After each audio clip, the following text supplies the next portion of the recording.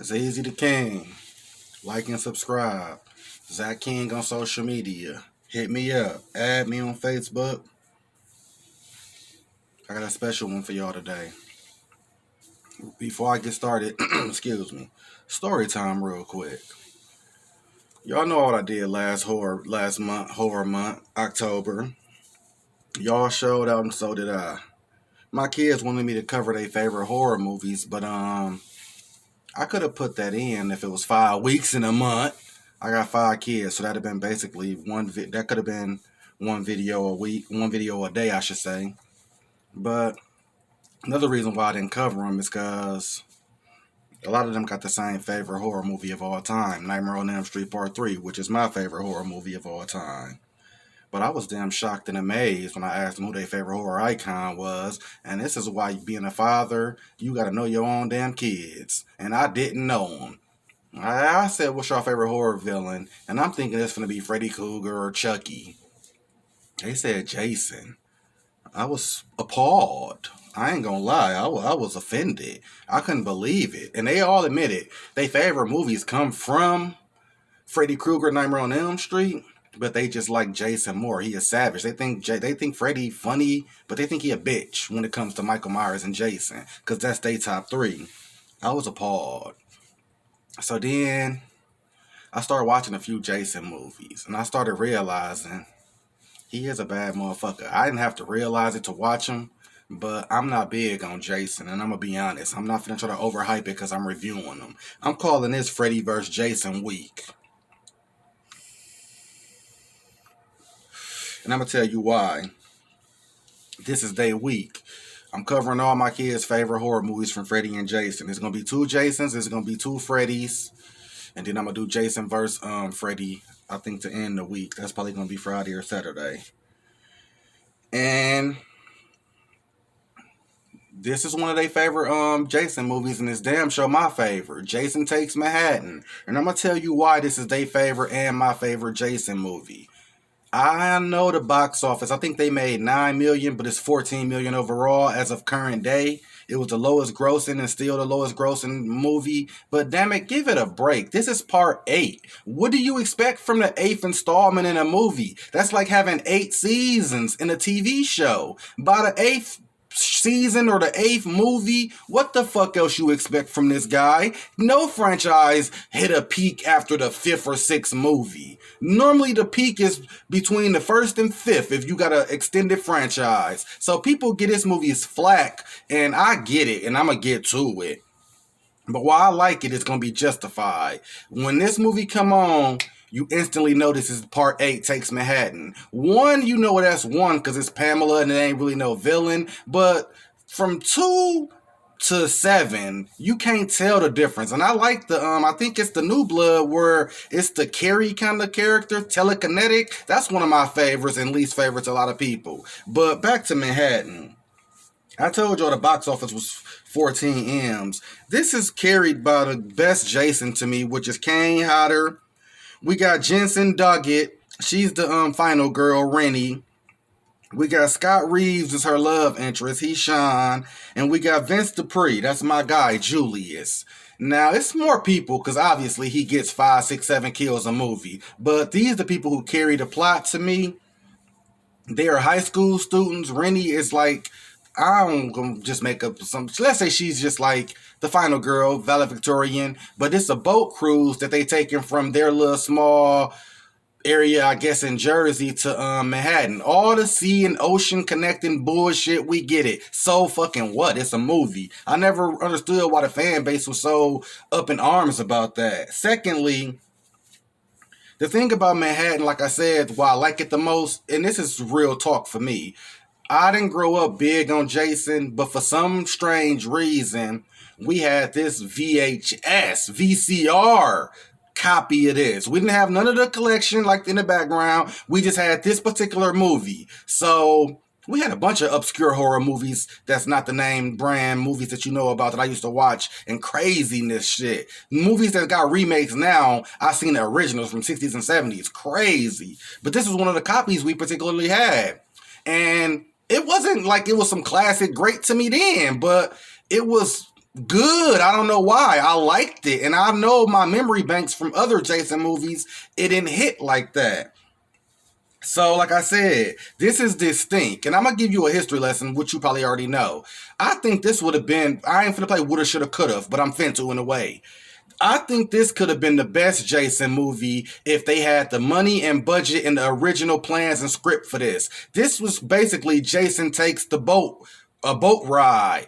If they had the money, budget, and license to shoot all the shots they wanted to shoot in New York, he was supposed to be on the Statue of Liberty. He was supposed to be like in Coney Island on the Ferris wheel. He was supposed to go through New York, all the landmarks. The Times Square scene supposed to have been a gory scene, not just him kicking over a radio and showing his face out the mask. So if this really would have had what it supposed to have been, this would have been, to me, the best of the franchise. And it still is anyway, without that happening. So you know I'd have thought it was way better if it was really originally scripted and shot like it's supposed to.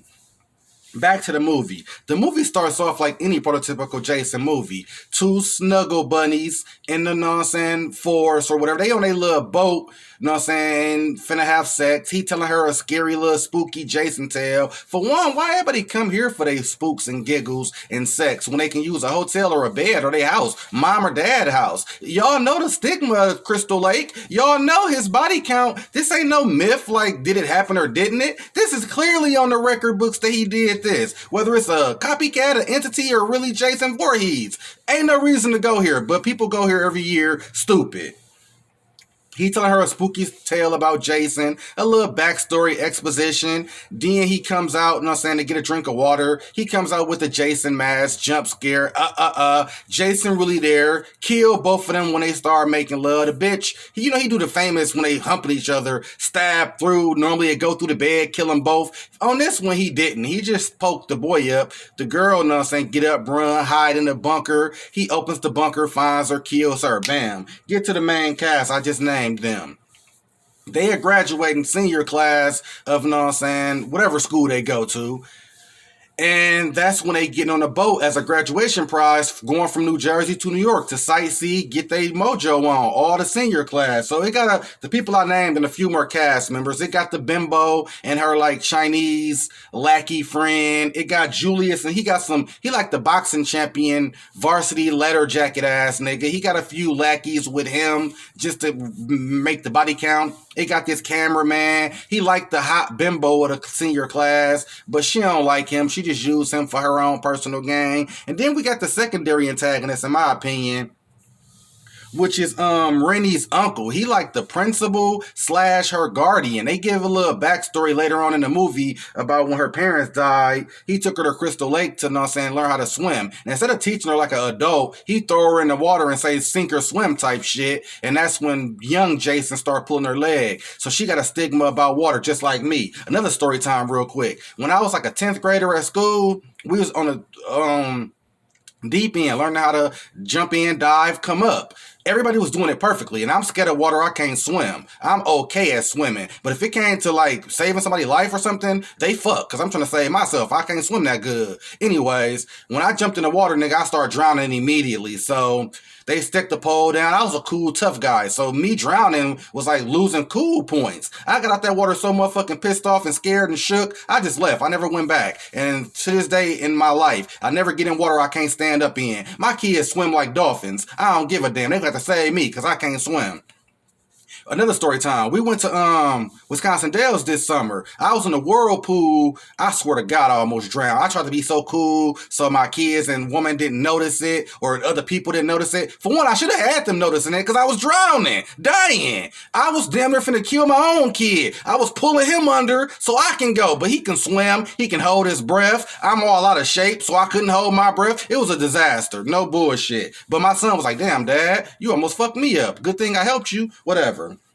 And that was my middle son, too. He like 10. He damn near saved my life. Thank you. Back to Takes Manhattan. That's just Rennie's backstory why she's scared of water. And it just brought flashbacks to me because I'm scared of water. Anyways, they get on the boat. You know what I'm saying? The Sean character, his dad is actually the captain of the boat. He trying to like school him on how to be a, you know what I'm saying, captain of a shrimping boat type shit. And the son just ain't into it. So he like, what you do when we start? You ring the bell. You let the radio, you get on the radio, let everybody know the frequency where we going. on. The son don't give a damn about none of that. He don't know, he don't care. So he just walk out. That's just a little minor backstory. They got a lot of bullshit backstories that they don't go nowhere with, just to let you know these characters and they characteristics, I guess.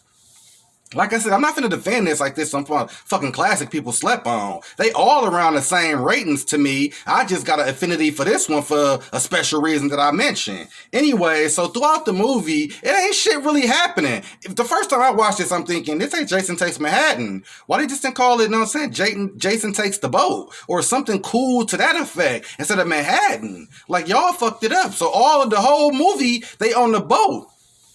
Now, Kane Hodder is the best Jason, but to be honest, it don't matter who behind the mask if they ain't talking like Freddy. Anyways, Kane on his shit, though. You know what I'm saying? This is where they present the teleportation scene. He doing his job. I ain't got a problem with Kane Hodder. The kills on point. He getting like 6 kills. Nobody noticing it. It always got a crazy old man who like, yeah, he came aboard. He's on board. He on ship. People dying. It's a bunch of conspiracies. Did the boys do it? Did this guy do it? Did the crazy man do it?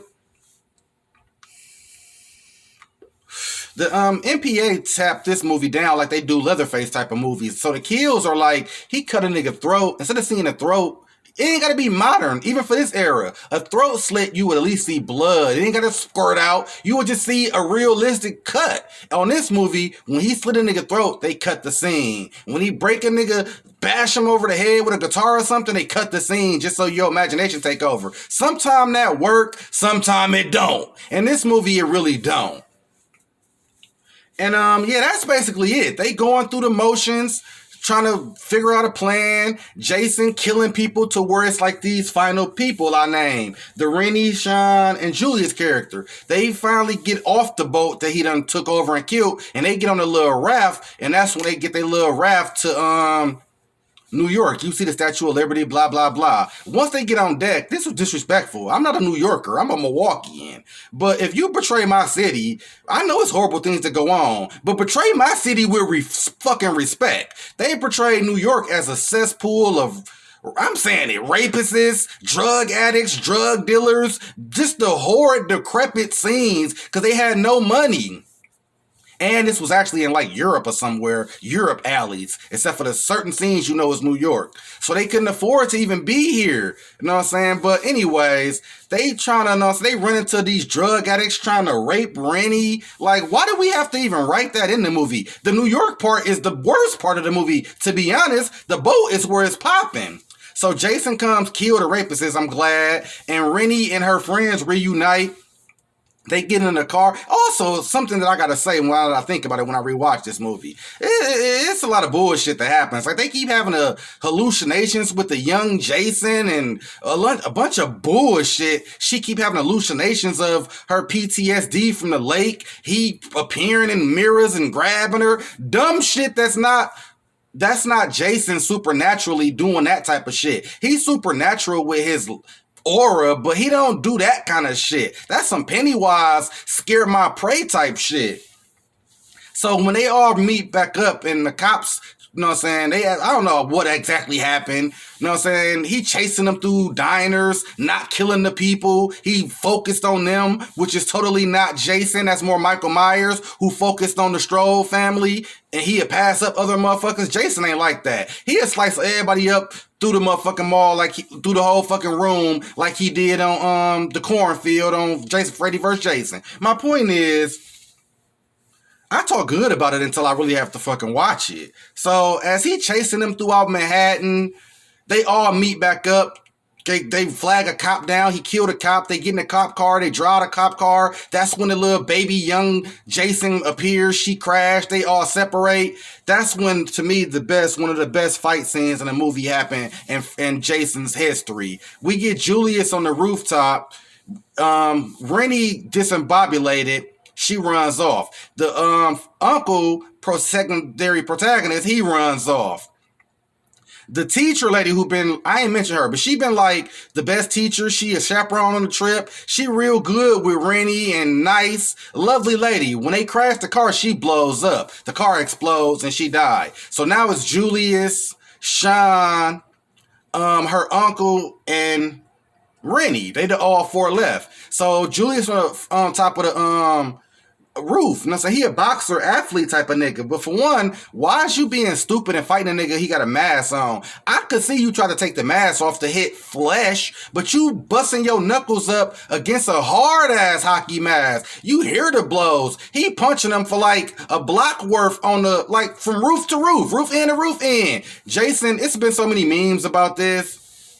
Jason just taking every punch. His hand bloody, he tired out. He like, take your best shot. Jason one hitter, quitter, knock his head off. It goes down and bams into the garbage can. 3-point shot. They said that kill, I thought it was acceptable. But it supposed to have been even better if they had the money, budget, and MPA didn't fuck with that kill. But it still was acceptable and legendary and iconic.